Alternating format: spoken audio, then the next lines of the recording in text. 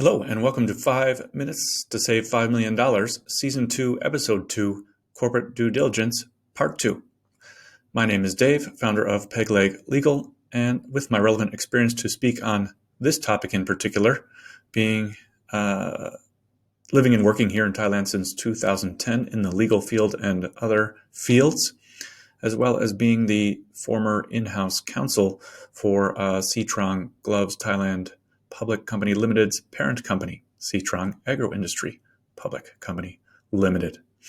In the last episode, we talked about how we were happy because we could use the Department of Business Development, DBD, Thailand's DBD website to look up any registered corporation and get some information about them, such as their director names and registered capital, which would give us an indication of whether they could have enough financial wherewithal to deliver on whatever they were promising.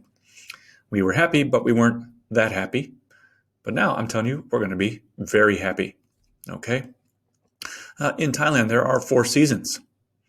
Anyone living here will say, David, no, there's only 3. There's hot season, rainy season, and cool season. But there is also annual general meeting of the shareholders season. That season typically ends on the last day of April, if it's a weekday, April 30th. And what happens at the AGM, which is similar to corporations around the world, is that the shareholders get together, whether virtually or in person, and listen to the director's report on the financial results of the company, and they review the audited financial statements. And those audited financial statements are then approved, typically, by the shareholders, and they are required to be submitted to the DBD within 30 days of the AGM. That would mean May, end of May. In most cases, there are extensions, so any particular company may have a different situation. But those financial statements, once submitted to the DBD, are then, ta-da, made public.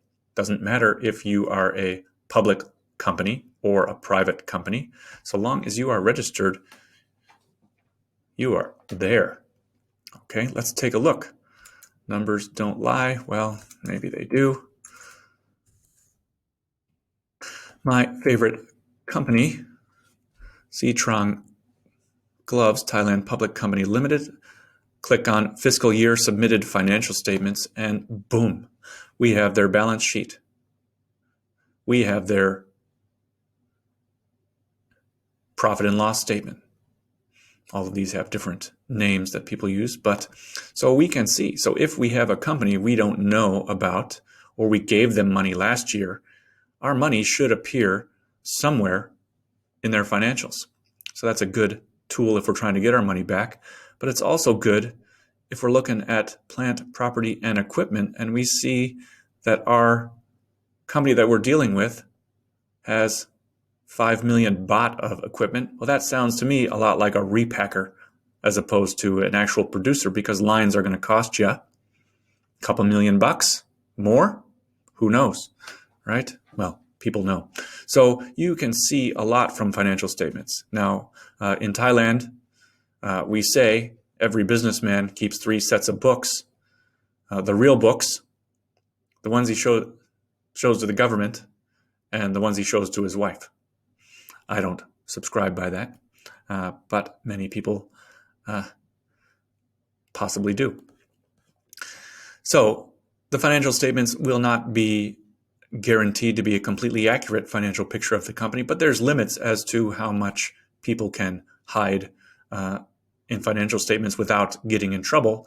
And as a matter of fact, this is a good way to get somebody in trouble if they owe you money. That's something we can get into in the other series, is how to use the DBD to come down, one tool to come down on someone who's ripped you off. Thank you very much for watching. Like, share, subscribe. Next video, I'll talk about some additional information we can get from the DBD, but it's a little bit more complicated.